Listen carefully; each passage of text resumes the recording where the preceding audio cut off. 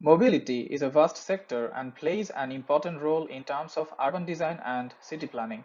It has a lot of significance while planning a new town or even rethinking of an existing one. Hello everyone, this is Amin and today I would like to explore some important aspects of mobility and will try to relate how it works along with public spaces. Within this discussion, I will try to cover and discuss about the following topics such as general definitions of public space and non-public space, importance of public spaces, factors those contribute to a successful public space, relationship between public space and mobility, integrating mobility with public spaces, functions of streets and squares, and followed by how streets can take part in terms of social interaction and microeconomy. So, let's start the proceedings.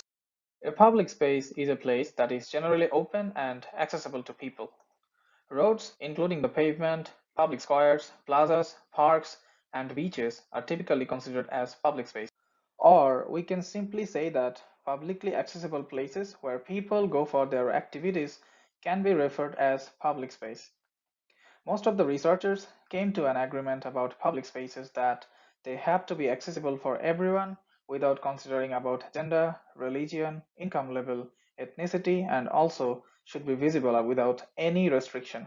On the other hand, a space that is individually or corporately owned can be described as non-public or private space.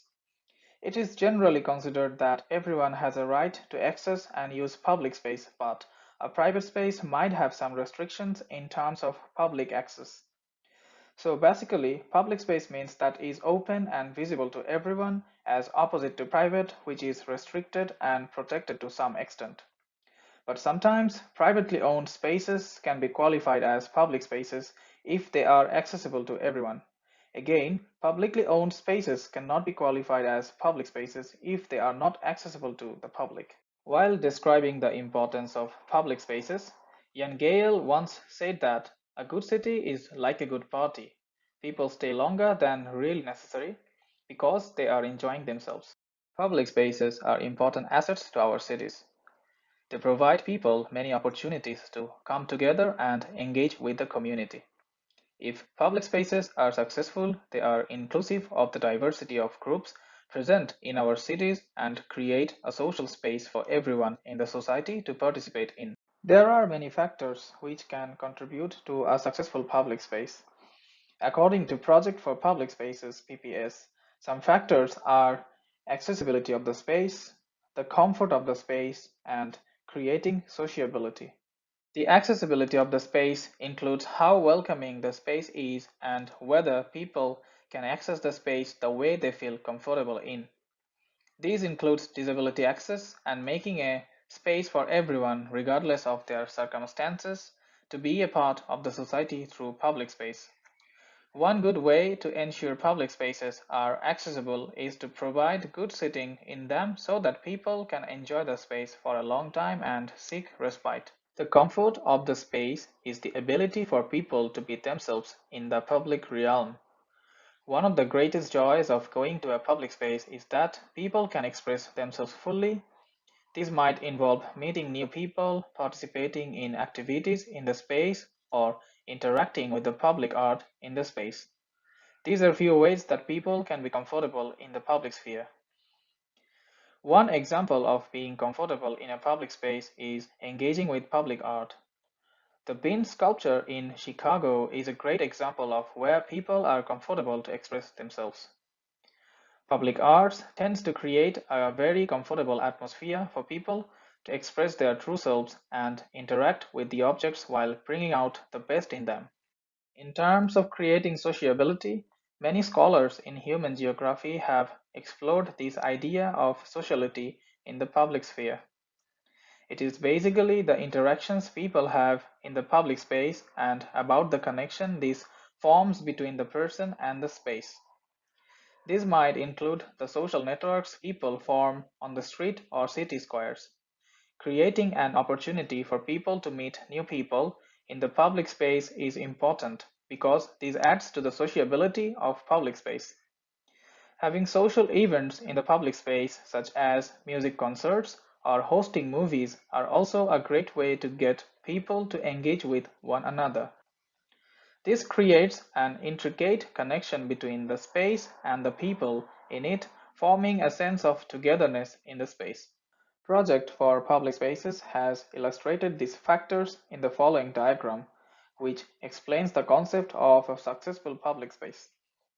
Sociability, uses and activities, comfort and image, and access and linkage. Under these four categories, there are some factors and sub-factors which will help to evolve a public space into a great one. This indicates that when urban planners and architects construct public spaces, they should keep the above factors in mind in order to make it successful. There are many examples of successful public spaces around the world. From Trafalgar Square in London to New York's Highland Park and Times Square, which embody all the above-mentioned factors. While there are many other ways to be creative in public space, these are just a few examples to increase the overall quality of a public space. If we try to analyze the relation between public space and mobility, we can again focus on a quote that Jan Gehl mentioned in PPS. Public spaces are not only places where activities take place, they are also places for mobility, for people to come to, live from, and pass through. Hence, offering a good range of mobility options can foster the creation of more sustainable public spaces. Maria-Hilfer-Straße of Vienna can be a very good example to illustrate this relation where mobility and public spaces go hand in hand. Spaces accessible to public are wonderfully integrated along with mobility, which serve both the need of mobility and social cohesion among the city inhabitants there. So, integrating mobility with public spaces is quite significant in the process of making a city more meaningful and livable. If we have a look at New York's Times Square conversion, we can see the difference before and after integrating public spaces along with mobility. According to Wheeler, we can also add that the creation of attractive public spaces, which are also mobility hubs such as stations, airports, bus stops, intermodal terminals, and the use of streets, sidewalks, and bike lanes for daily mobility such as walking and cycling constitute a key challenge for the design of sustainable mobility systems and the creation of sustainable and livable cities.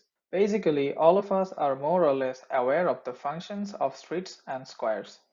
For a quick recap, streets have played a critical role in cities. They connected spaces, people, and goods, and also facilitated commerce, social interaction, and mobility since ancient times. If we have a closer look at different parts of the world, we could be able to witness more or less similar scenario in terms of using streets and squares with various activities besides mobility.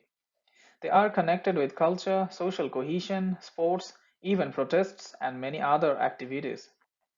Streets crosswalk painting at Utah, USA, open streets events at Peterborough, UK, or street soccer at a random street in Brazil.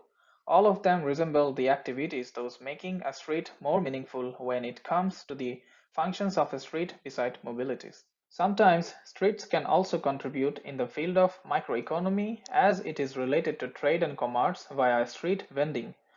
We can notice many street vendors on the streets of Addis Ababa, whom are basically poor people trying to earn their livelihood by selling cheap stuffs to the pedestrians. Though they are causing problem to the flow of the traffic and passers-by, they are also contributing to the microeconomy as they are earning their livelihood by doing that and providing cheap stuffs to the people of low and mid-income range, which is affordable to them. These street vendors are not only seen in Ethiopia, they are actually available in many underdeveloped and developing countries as well.